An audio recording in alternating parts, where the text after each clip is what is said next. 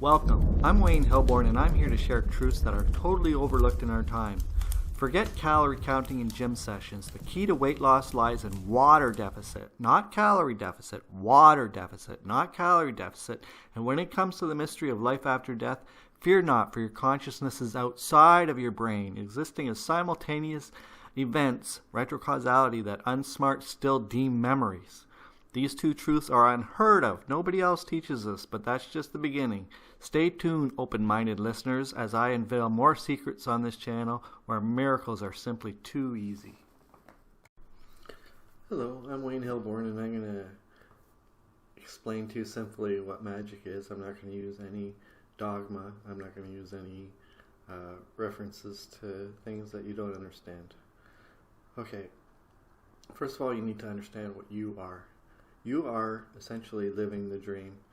Expectations, faith runs caboodle, cause all quantum collapse even into the perceived past. A person studying, a scientist type person could study retrocausality and read like about delayed choice, quantum eraser, Wheeler, stuff like that. But that's not the way to understand that the past can change, because this works on a macro level also. So you don't need to believe anybody I say. Skeptics, I challenge anybody, whatever. You don't need to believe anything I say. The only thing that you need to understand is that the past can change. And the only way to really learn that is by manifesting things and paying attention. So, on a simple level, manifesting is just thinking about stuff and paying attention. So, you can think of an obscure topic like catfish, catfish, catfish, catfish for 10 minutes on repeat, because repetition is the most obvious hack to focus, and then turn on any random film, and that film will have oddly or profoundly have catfish embedded in it. There's ways to see energy following all thoughts, but the past does change, and it doesn't require reverse entropy to change the past, because we collapse into a previous state before the entropy. So there's a lot of silliness on the retrocausality videos I see on online and stuff like that. Now, because you can use this to prove that time doesn't exist, then your brain becomes redundant. Your brain isn't necessary if everything is already if you're living every lifetime simultaneous to now, if you're having your first kiss simultaneous to now, if everything that ever was and ever will be is happening basically simultaneous to now, even though we experience it linearly, then that's just the perception, because like we can learn that the past can change. So what does that speak to the nature of our reality? At least that would mean that we can somehow tune into what we think is the past. So if you recall your first kiss, you're just a telepathic voyeur to the actual first kiss. You leave them alone. They're just having their first kiss over there. But that's not really, that is now a separate thought form, because everything is conscious. Once you realize that consciousness doesn't need a brain, then it also makes sense to understand that your toaster, void of brain, is aware, memory equals consciousness, that is not simultaneously at the factory anymore. It's like, why am I in your kitchen? All of a sudden, your toaster is like, what? How did I get here? Like, I'm supposed to be simultaneously, I'm here, there, and I'm at the garbage dump in 10 years from now. So everything is conscious. We don't understand, like, the consciousness of a toaster, which will evolve into a plant to learn how to breathe. And it'll have to evolve into a fishy if it wants to learn how to move. Evolution, we all evolved. But lifetime to lifetime we grew. We didn't just start off as humans. Reincarnation is real, which it is, then then our parents didn't birth our souls. Clearly, right? And if the past can change, then memory doesn't have to be engrams in your head, which they've never found, never will find. So technically, science is the foolish religion if we share a common dream. Now, scientists, they are all stuck on, probabilities, this, probably random this, random that. There is no random or probabilities in the universe. Everything is, energy follows all thoughts. All the stuff they say, that's all woo, that's woo. And if you say, energy follows all thoughts, or you say magic or something, scientists will all say, that's all woo. But not a single scientist in the world can prove that they're real as opposed to living the dream. There's no difference between nocturnal dream toast and toast in what you might deem a kitchen. So it's actually quite silly to think that you're real as opposed to living the dream. Because once you're older than the age of 7, you should be able to see energy following all of your thoughts. You should be able to if you paint a fence all day, then you're gonna come home and every sitcom you turn on will have fence painting in it, or you'll see a lot of references to the stuff that you do all day, every day. If you pay attention, I'm not talking about confirmation bias and stuff like that. I'm talking like low level magic, just pay attention type stuff. Synchronicities are as simple as they get. And even Carl Jung, he was trying. Synchronicity is actually meant to replace cause and effect as a means of things happening. He noticed that Carl Jung was one of the few that noticed that the past had to change for some of this stuff to come real. Actually, he's probably the first that I can think of. I know Wheeler argues it and stuff like that, and there's all sorts of mysticism around it. But just Google synchronicity and read Wikipedia on it.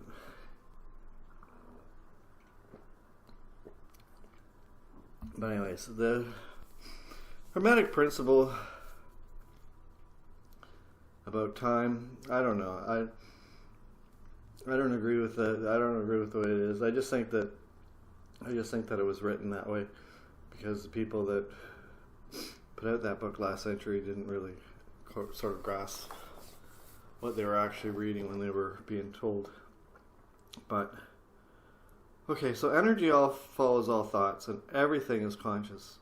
Your toaster is conscious, but every thought also is conscious in your head.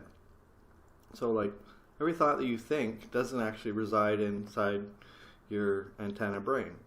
Nikola Tesla said our brains were antennas. So I'm not straying too far from what a lot of very smart people have already said. So energy follows all thoughts. If somebody were to bless toilet paper, it would give you a cleaner butt. That's energy follows all thoughts.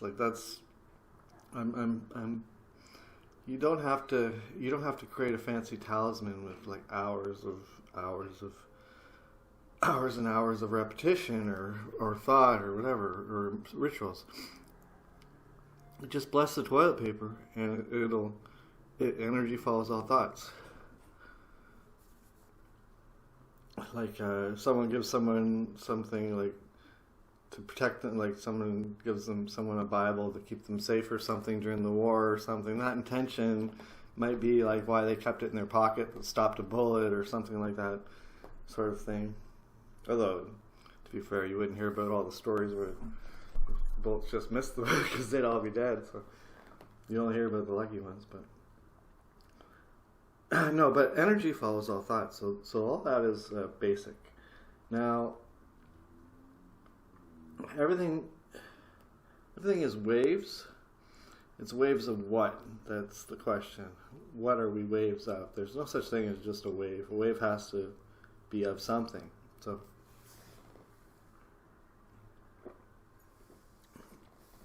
that's a Dr. Quantum type question. What are we waves of? So, in this universe where energy follows all thoughts, that's all we really have to know for now. Like we can see that, and we can work with that enough on it is, and then we can figure out ways to make that better. So once we understand like the wave nature of our reality, a good way to understand what we are and what we will look like as we project, like what we create is what we are. No, is what we create is like if you were to study how a holographic photograph is made, because you have one laser. Imagine your eyes. You have the laser coming, but imagine that's a laser. So it splits into. It has a laser splitter that splits it. I say splits it into duality, but one side is convexly projected upon like the film of the holographic projector, and the other half of the laser is sort of convexed upon the object that we're trying to copy, and then the reflection of that goes onto the film or the other version. So in a way, it's like we're doing this. We're doing this with our thoughts. Like they've proven the holographic things, versions of reality. But a simple way to think of that is that whoever has the most expectations, literally shooting out of their eyeballs, is gonna win the football match every time. Like whoever has the strongest positivity or the strongest negativity is gonna, and it's not just everybody. Those out there trying to manifest $1 billion, don't forget your mom, your neighbor, and your barber don't expect you to manifest $1 billion and buy them all castle. Like they got their own lives going on. They got their own manifesting. They got their own lessons to learn on this here or there. Space time.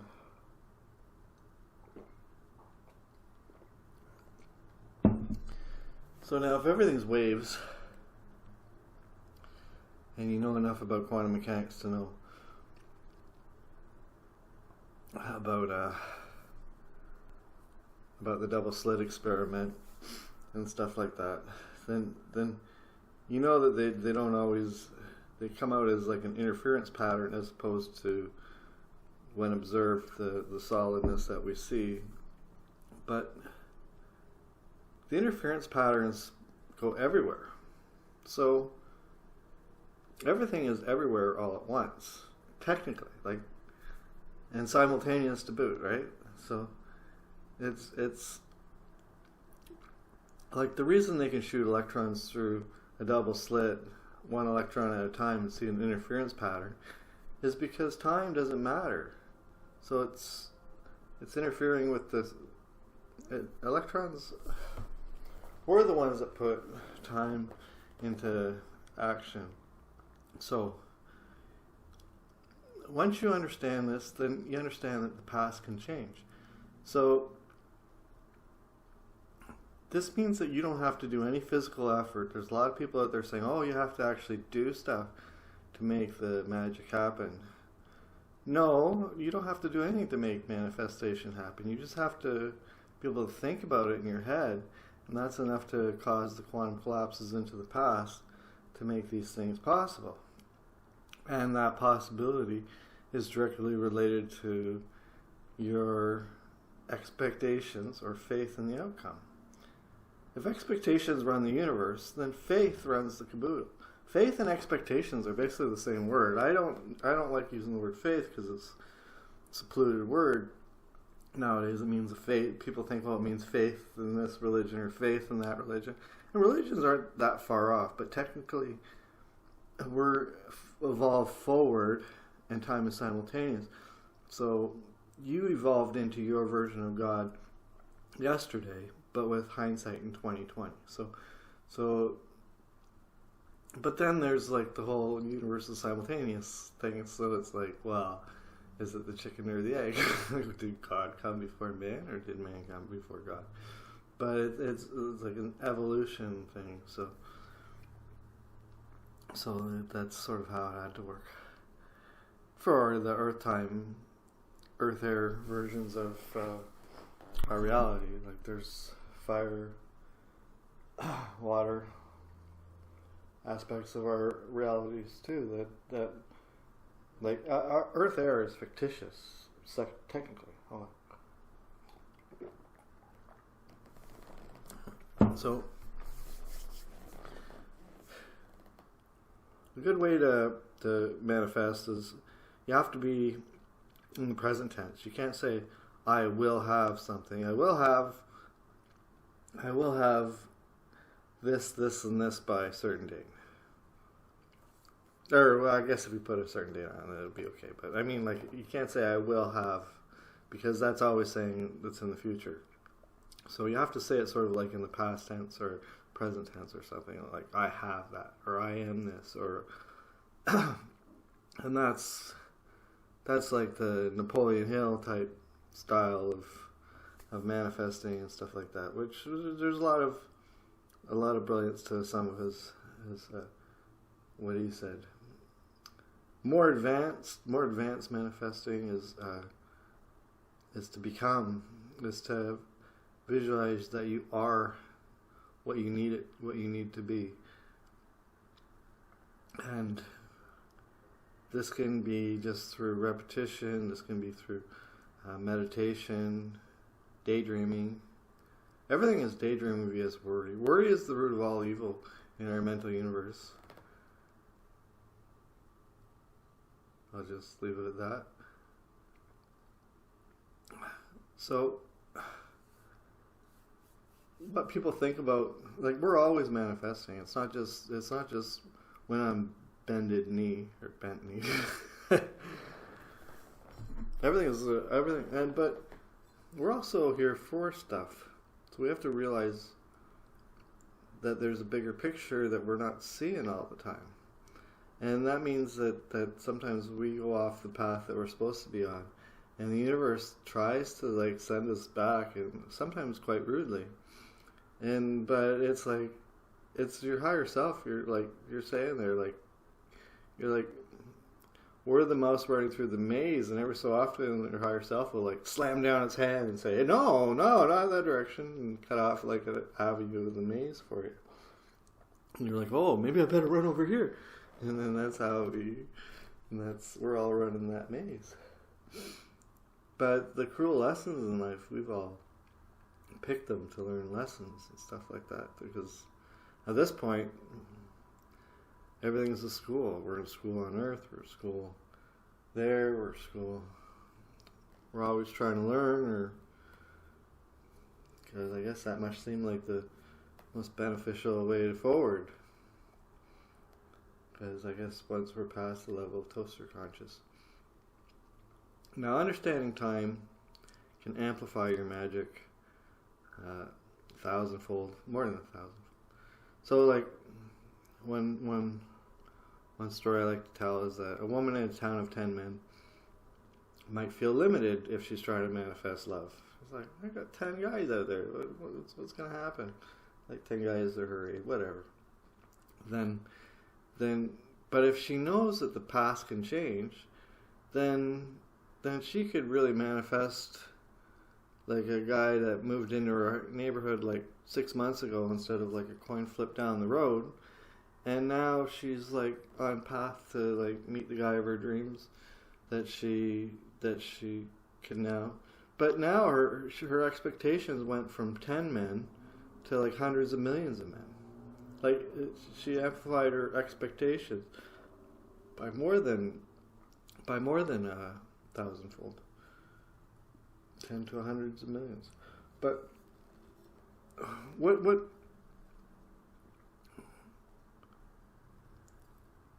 what's good about knowing the past can change? Truly, is probably your knowledge of your divinity. Because you know that we're experiencing what's like a simultaneous event, and we're experiencing it in a linear fashion. And to comprehend what we are, you have to actually almost put us in a literary metaphor. Like we're personifications, basically. Because the thoughts that come to us, they're all conscious themselves. They don't reside in our brain. We're only resonance underneath. That's what we are, is resonance. So all these thoughts, they come to us. And we decide, oh yeah, okay, well, I'll take that. But we have the discipline to say no to some thoughts sometimes also. And that's seems to be maybe a conscious choice. But I don't know. We're all really actually sort of mind controlled, because a little bit, because there's stuff that's called pushback. Well, I call it pushback. Nobody else. I'm the only one that talks about it. But it's like those are the opposing expectations from others. So, like I said, like you're trying to manifest $1 billion, but your barber doesn't expect you to like manifest $1 billion and buy him a car or whatever, and your family doesn't expect you to buy them all castles. They got their own stuff going on. So we have to figure out, first of all, what sort of path that we're on. And a lot of us could figure it out. Like there's, if you sit there and you look at all the clues of what your life's been and how it's progressed, has your life have a lot of tests? Has your life been fairly easy? Someone might choose like an easier life after having a particularly rough life, things like that. And not all these ideas come from me, but I think that last one was from Jane Roberts Seth. But like I find some things that are congruent and stuff like that. I'm not using any dogma. I haven't mentioned any religions or anything. I'm just saying that your consciousness is simultaneous actual events that people mistakenly have deemed memory. And there's no way once you know that, then you know it. You can't unknow things once you realize the truth.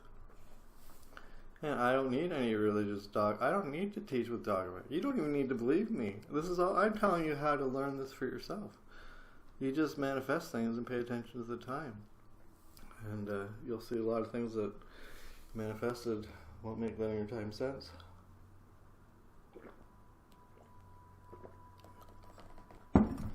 How did that parking space suddenly become empty when you just started manifesting it when you pulled in the lot? Like without the past changing. The past is changing, and it's easy to see if you manifest. But if you don't know to look, people are watching this going, no, I feel linear. The past changes. That past can't change. According to quantum mechanics, it can. And again, it's seems like we're living in a simultaneous event somehow that just happened. And how the past interacts in that scenario, like it might have been all like. Maybe it was all written, like, you know what I mean? Like I'm saying, but to me it seems like we're changing the past. So that's what I'm teaching it as. I don't want to say, it's all, nothing can be done, because it feels like we're doing things whenever we put one foot in front of the other. We feel like we're walking. So we're walking, but like pushback can work in many ways. Like, say if a person wanted to volunteer a person that was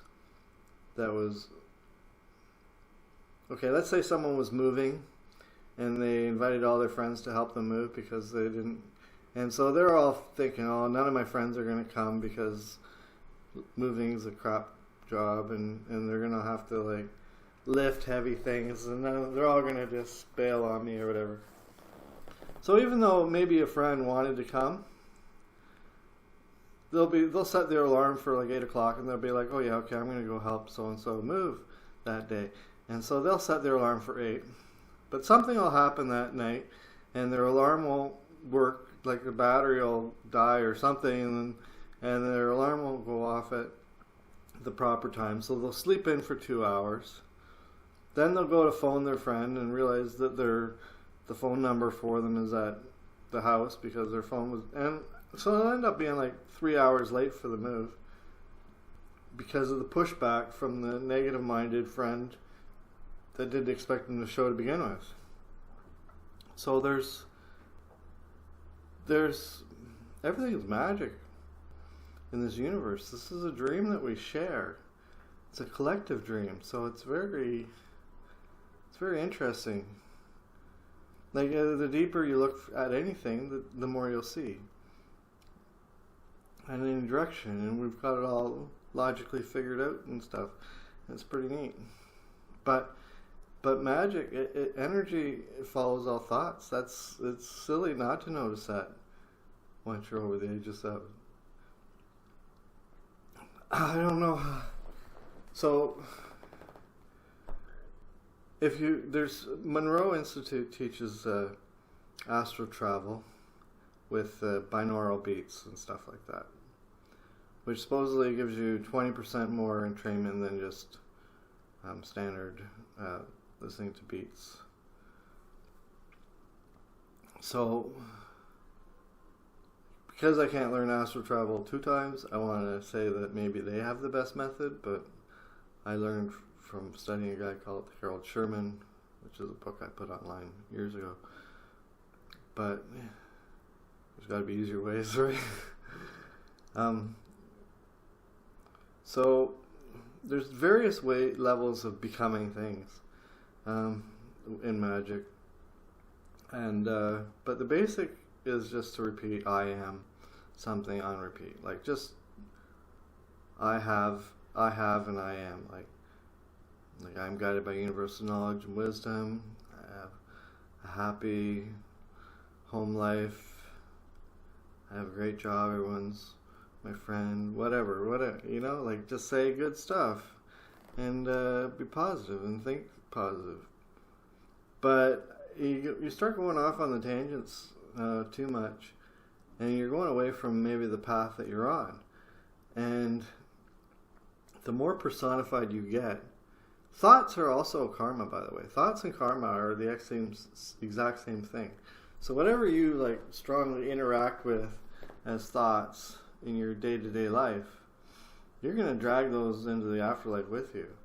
Like, I don't want any Napoleon pictures on my wall because I don't want to drag thoughts of like war into like my afterlife. I'd rather just leave those, I don't know, to some Napoleon fan or something. But anyways, so you just need to find out what you're here for, and you have to realize that dying is safe because all your memories are forever stored as simultaneous actual events. Once you know that, then knowing that there's structure afterwards is sort of obvious. The religions, I haven't mentioned any religions. I'm just saying that you could like take the philosophy of absence of time and apply it to like some pretty heavy religions, and they all sort of make sense. No real heaven or hell, but you need bad to have good and good to have bad. You can't have just a place where it's all bad all the time, or then like you would have nothing to gauge the good. It would be no. You need broccoli to have ice cream, or vice versa if you're not a fan of ice cream and like broccoli. But anyways, so I've been talking for about half an hour. This is the basics of manifesting. Just think of things and pay attention. There's lots of people out there with good techniques, but time isn't required in manifesting. All you need is your brain. You don't have to actually physically go do anything. It's just you think of stuff, you pay attention. You don't have to like get up and go. But the universe will, when you're being spontaneous, that's when the universe will like really like start shuffling the cards at you. They'll be like, okay, I got all this lined up for you and this lined up for you. Might as well get it all out while you're doing this spontaneous road trip. It's like, oh yeah, it's for some reason like the gods of whatever manifestation or whatever, they seem to love spontaneousness. So that's, but being spontaneous, maybe, I don't know, go outside, go out for an hour a day and be spontaneous. Just do whatever. Like, oh, I don't know, ride the train in the other direction. I have no idea. It's your life. Be spontaneous how you think. But when we plan and do everything meticulously and like follow the norm, then the universe doesn't have. But like I said, it's time doesn't really matter. I'm just saying the universe does seem to affect more when you're doing the spontaneous stuff. So be blessed. So mote it be. Take care. This is the rundowns of the simple I am type manifesting magic or whatever. I don't think I've missed anything too heavy. Alright, cheers, bye. And that's a wrap, folks. I hope I broadened your horizons today. As a modern Canadian magician, I've got a knack for tuning into the universe and understanding the intricacies of reality. From healing to life coaching and fitness instruction, I'm your go-to guy for a holistic approach to well-being. If today's topic struck a chord with you, send some positive vibes out in the universe. And while I don't ask for personal donations, your generosity could help elevate the quality of my future content and publications. Whether through Patreon, direct support, or local collaborations, your contributions are greatly appreciated. Remember, folks, it's all about that water deficit. Dry fasting holds the key to shedding those pesky pounds, and I'm here to debunk the myth that exercise is the be-all and end-all for our weight loss.